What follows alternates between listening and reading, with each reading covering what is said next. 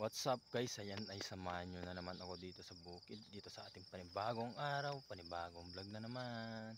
Yan, at pupuntahan nga natin yung ating baka dahil nga nilipat natin kagabi. Kasi nga nakakabahala yung pagbukas ng dam, kaya yan ay tinaas natin ng konti yung ating mga baka. Kaya ngayon ay lilipat natin ulit dun sa malapit sa tubig dahil okay naman na. Kaya let's go. At andito na nga tayo sa ating mga baka mga lods para ilipat natin ulit dun sa pinaglagyan natin kahapon. Para kahit papaano ay makainom na sila agad kahit hindi na natin sila painumin. Ayan. At ililipat na nga natin.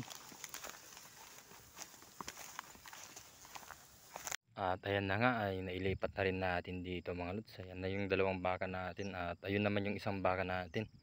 Yan, para kusa na rin silang iinom mamaya dito pag gusto nilang uminom. Yan. Tumaas kasi yung tubig kahapon kaya yan ay nilipat natin agad yung baka natin para sigurado na ligtas sila. Dahil nga tapos na natin tinignan yung ating mga baka, syempre pupuntahan naman natin yung ating kalabaw. Yan. At ayan na nga mga lods, at nandito na tayo sa ating kalabaw. Ayan. At okay naman yung kanilang tali mga lods.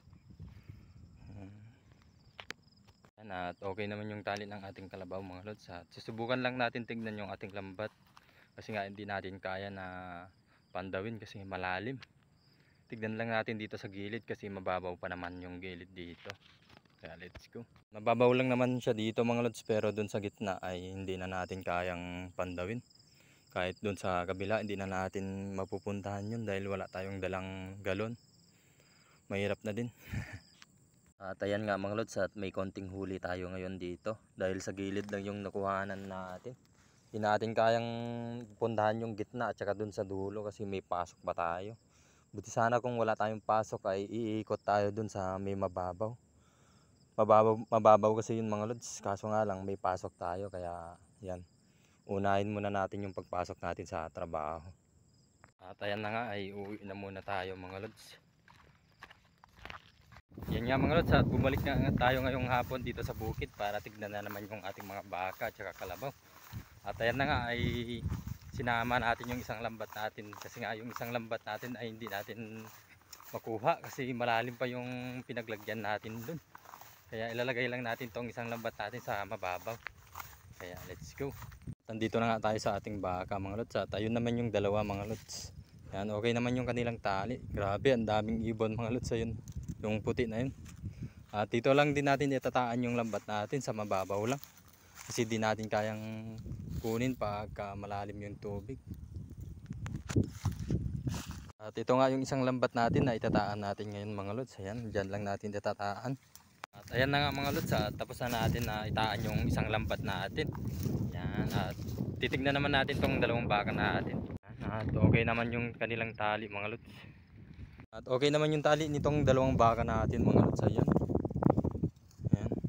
At pupuntahan naman natin yung kalabaw natin ulit. Kasi nga nandito na naman na tayo. Titignan natin kung may huli yung isang lambat natin na tinaan natin dati. Kasi nga malalim pa yung ibang parte ng lambat natin. Bali doon lang muna tayo sa gilid. Tignan natin kung may huli doon sa gilid. Kaya let's go. Ayun na nga mga lods, at andito na tayo sa ating kalabaw. Yan, titignan lang natin yung kanilang tali. At andun yung tinaan nating lambat, di natin makuha kasi malalim yan. Bali dito lang tayo sa gilid. Tignan natin kung may makukuha dito. Yan, at okay naman yung tali ng ating kalabaw, kaya titignan na natin kung may huli yung lambat natin dito na isa. 3 piraso nga yung nakuha natin ngayong hapon dahil nga malalim pa yung pinaglagyan natin ng lambat, kaya di natin masyadong makuha yung huli niya. Kaya yan, at uwi na tayo. At uwi na tayo mga lods dahil nga tapos naman na natin natignan yung ating baka at saka yung kalabaw. At ayan, at maraming salamat na naman sa inyong panonood at saka sa inyong suporta. God bless po sa inyong lahat. Bye bye.